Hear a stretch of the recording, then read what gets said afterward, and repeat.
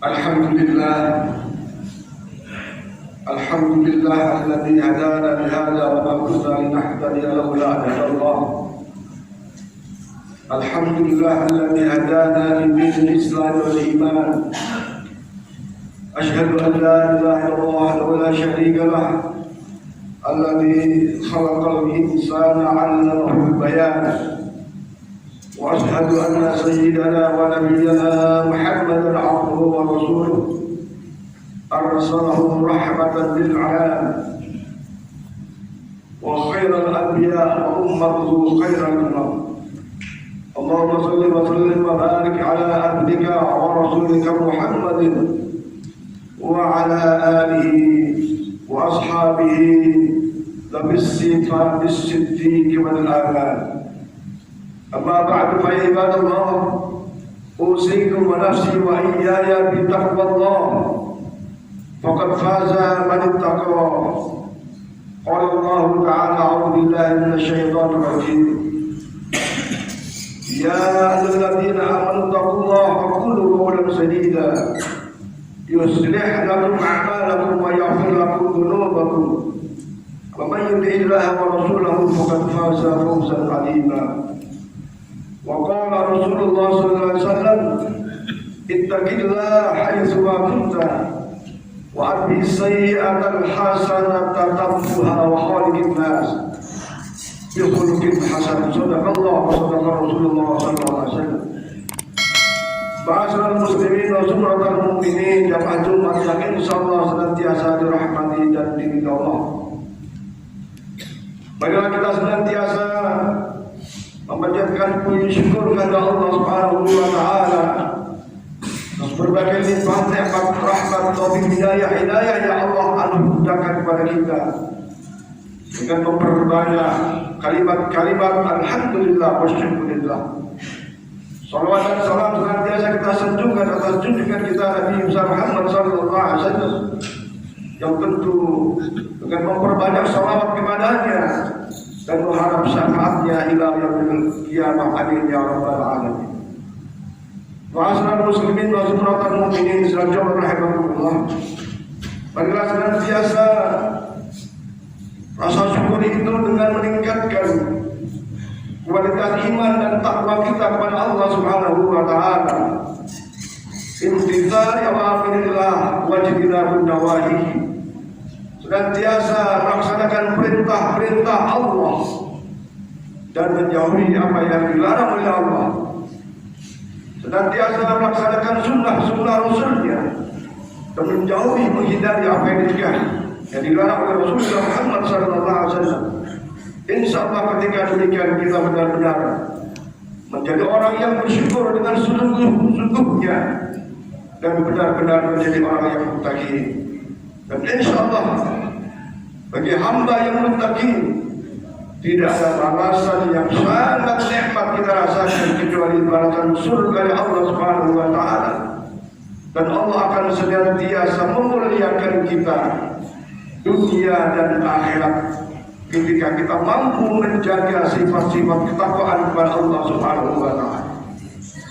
Ma'asyiral muslimin sedang coba rahmatullah. Di antara perintah-perintah Allah yang seyogyanya kita melaksanakannya adalah amanah. Allah Subhanahu wa taala berfirman, Bismillahirrahmanirrahim. Innallaha ya'murukum an tu'addul amanati ila ahliha ila akhir ayat. Kita diperintah oleh Allah Subhanahu wa taala untuk berupaya keras dan sungguh-sungguh melaksanakan amanah. Dan bahkan Rasulullah menyebutkan, la imana liman la amanata lahu. Tidak disebutkan orang beriman ketika ia tidak mampu menjalankan amanah. Ma'asyiral muslimin sedang coba rahmatullah. Tentu di antara maksud amanah yang Allah sebutkan adalah setidaknya ada dua hal yang harus menjadi perhatian kita. Yang pertama adalah amanah agama, amanah ilahiyah, samawiyah, al-qudusiyah. dan al-amanah, al-insaniyah, al-wasatiyah. Yang pertama adalah iman amanah ketuhanan. Sebagaimana kita mengimani bahwa di zaman azali, di zaman alam arwah, Allah berkata kepada roh-roh, alastu bi rabbikum qalu bala syahidna. Wahai roh-roh yang aku ciptakan, bukankah aku ini Tuhanmu? Qalu bala syahidna. Roh itu menyaksikan dan mengatakan iya bahwa Allah Zat yang Maha Mencipta itu adalah Allah yang wajib kita sembah. Dalam hal ini kita diberi amanah oleh Allah agama, dan di dalam agama itu setidaknya ada dua hal yang harus menjadi perhatian kita. Pertama, agama yang menyangkut akidah. Alhamdulillah, insya Allah akidah kita benar. Akidah yang menyatakan bahwa tidak Tuhan selain Allah dan Muhammad adalah utusan Allah dengan berbagai petunjuk-petunjuknya.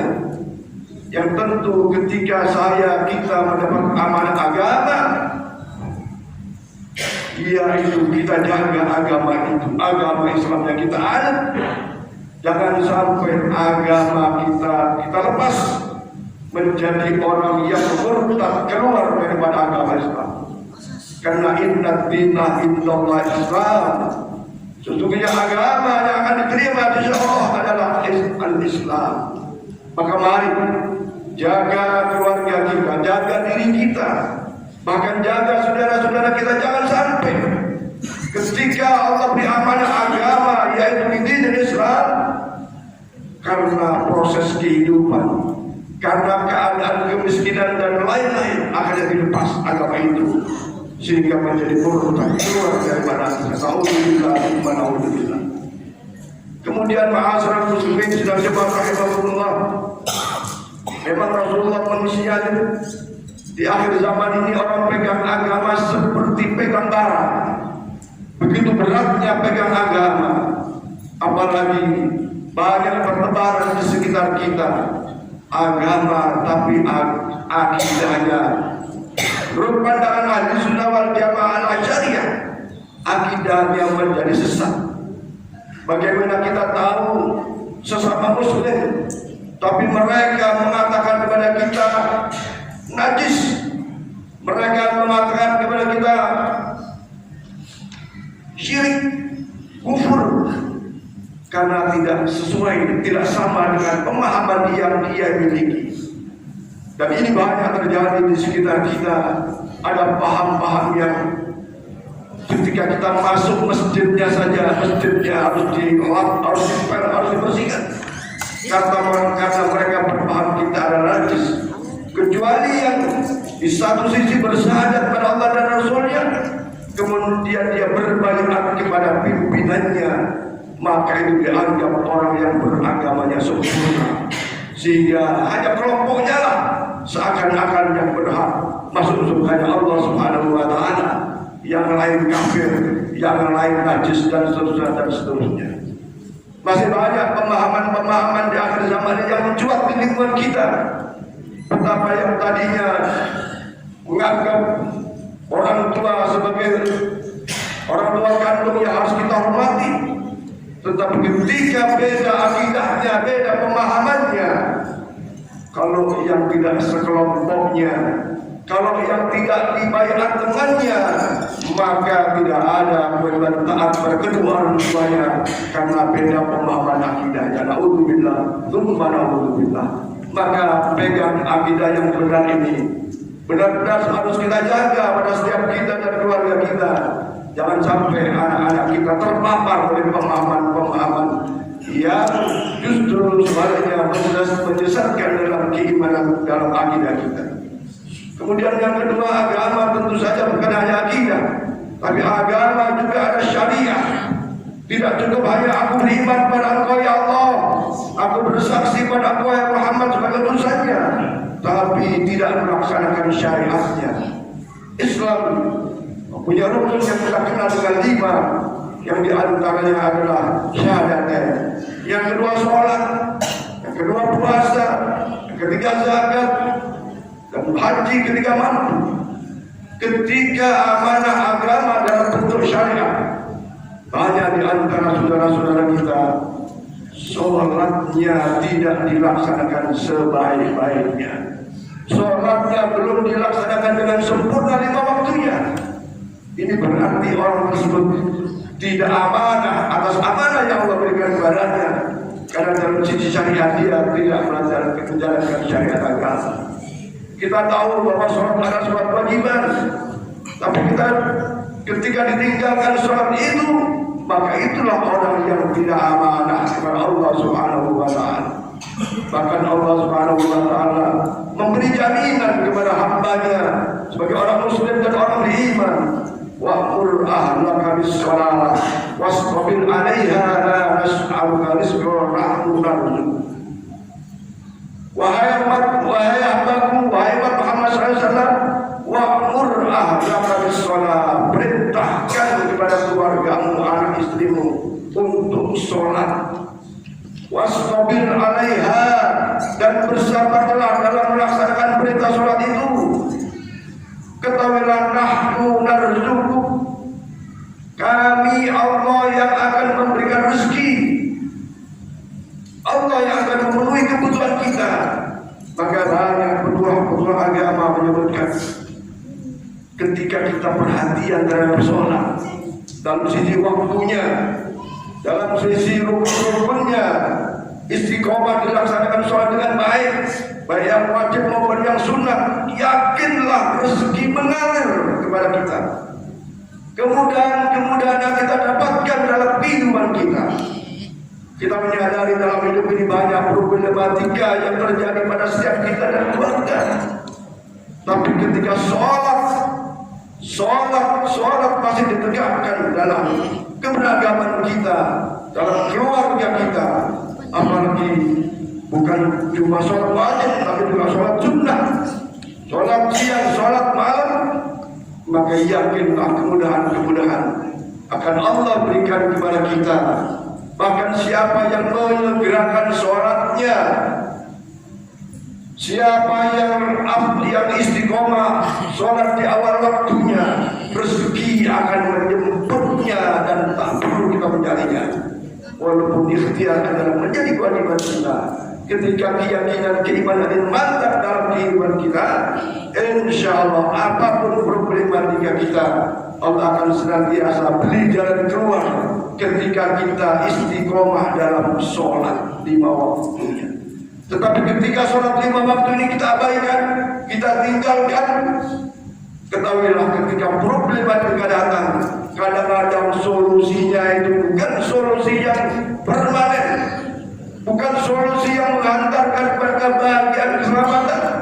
Justru kadang solusi yang menyengsarakan, yang menghinakan. Naudzubillah. Kenapa?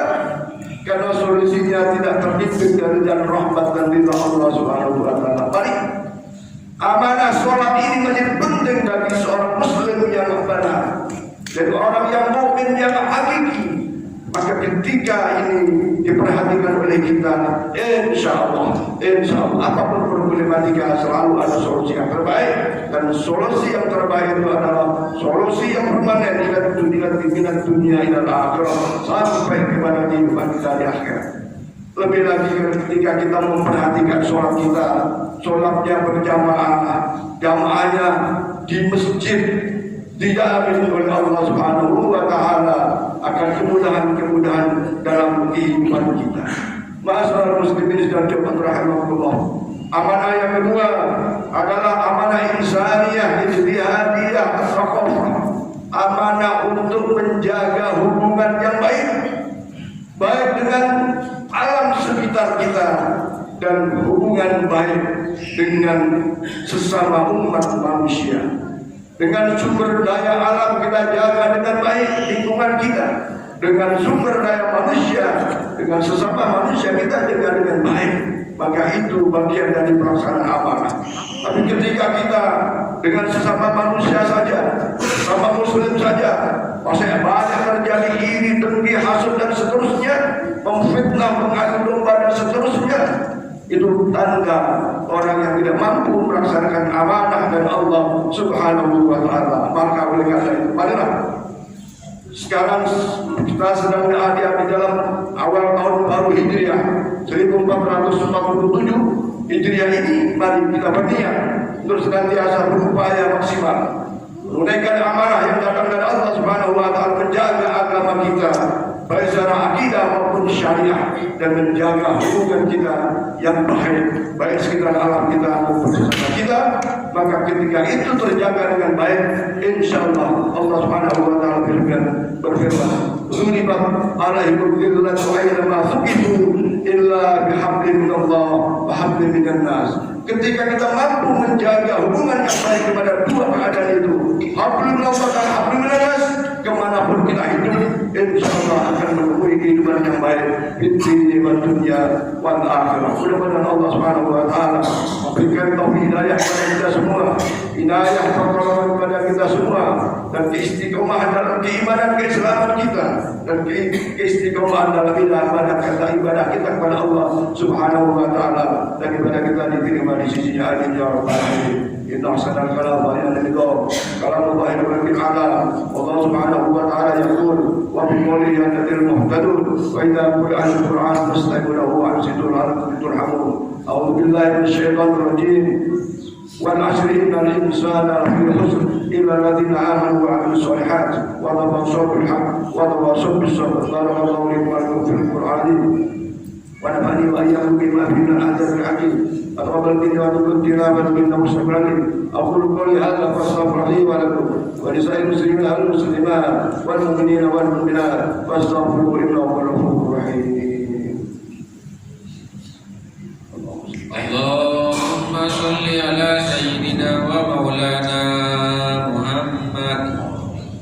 اللهم صل على سيدنا ومولانا محمد. اللهم صل على سيدنا وحبيبنا ومولانا محمد.